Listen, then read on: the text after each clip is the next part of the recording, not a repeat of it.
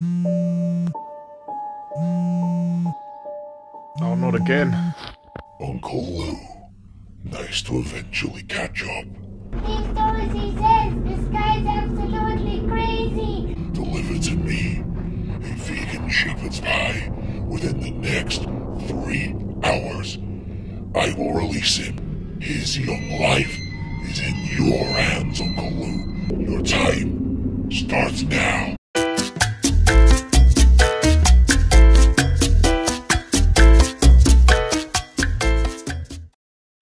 Greetings, beautiful people. Welcome back to Uncle Lou's Kitchen.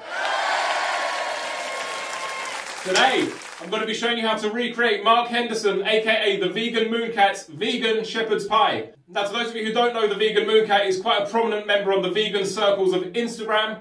But fortunately for us, he's now made a YouTube channel as well, where he's got a wide array of different content, ranging from these weird and wacky characters for his comedy stuff, and also some really interesting subjects that he touches on during his Q&As and other live sessions. So I do recommend you check him out. I'm going to put both links up here. So before we continue, as always, please folks, if you like vegan food, vegetarian, plant-based, there are no animals or animal products on my channel, hit the like button, hit subscribe, it would mean the world to me. I love you all.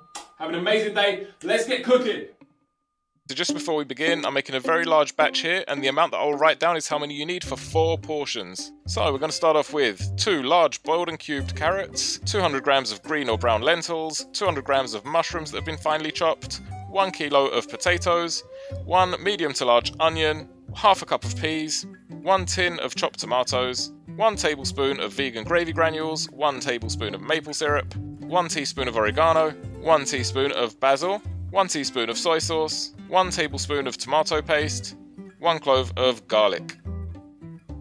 Okay, so we're going to start off by frying our onions and garlic in water, believe it or not. We're just going to sweat them out, and we're going to add our lentils and our mushrooms in, and then we're just going to cover them up just so they can sweat it off a bit. Now this is really speeded up, so it is going to take a few minutes. A few moments later. And once you can see that it's nice and runny, we're going to start adding in the rest of our ingredients, except for the peas and carrots. Give it a nice stir, give it a taste, make sure it's all nice. A few minutes later. Now once you can see that it's boiled down and it's not as runny, we're going to add in our carrots and give it a nice stir. And we're going to give it a taste, just make sure it doesn't taste too concentrated.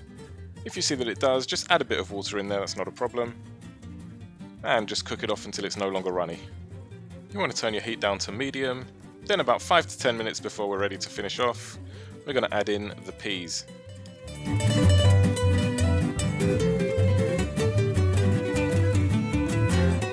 And now we're going to be preheating our oven to 200 degrees C, or alternatively 392 degrees Fahrenheit. And this is what you're basically left with, the potatoes. So I've cubed them up evenly, just so they can boil as quickly as possible and as evenly as possible. Now for the mashed potato recipe. So we've got our mashed potatoes, we've also got our plant-based milk, 80 ml, 1 inch off the top of a vegan butter block, which is around the thickness of 2 fingers, 1 tablespoon of nutritional yeast, and some salt and pepper to taste. So for the mashed potato, we're going to start off by adding our salt and pepper and nutritional yeast and a little bit of the butter, just until we can get the desired texture that we want. As you can see, I'm not using all of the plant-based milk at once. I'm actually using oat milk this time, but the recipe said soy. And once that's done, we're just going to top it off.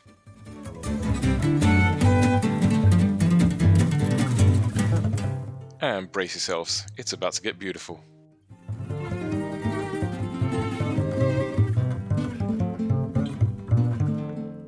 And once that's looking all beautiful, we're going to pop that in the oven for 25 minutes, and then an extra 5 minutes in the grill to get the nice crispy effect on the top. Make the shepherd's pie! Save a young avocado! Well, looks like we better get a move on. That's how it's done. Look at that, you've even got the crispiness. That is absolutely beautiful. Goodness me. Let's cut it open. And to garnish that off, just a little bit of old school gravy and some chives on top, or just spring onions. Absolutely amazing. I ended up finishing the tray all by myself, and that happened over the course of about 2 days, I believe. Amazing, amazing recipe. I really, really enjoyed making this one. Funny little story, when I was going over the ingredients list after I had everything lined up and ready to go, I sent Mark a message on the Instagram and I said to him, mate, are you sure about the quantities here? And he remembered that he forgot to tell me that he's feeding a very large family. And that's how I ended up making such a large amount. Let's get this delivered so we can save the young avocado. And please, if you enjoyed this video, don't forget to hit the like button and subscribe. I'm also putting a link to the Vegan Mooncat's social media in the description. And of course, a huge thanks to the man himself, Mark Henderson, aka the Vegan Mooncat. It's been an absolute pleasure, buddy. See you all next time. You know what, Nutbelly? That was a genius plan of yours. I really could not be bothered making our dinner. And now we didn't have to, thanks to Uncle Lou. That was way easier than I thought. He's such a good guy.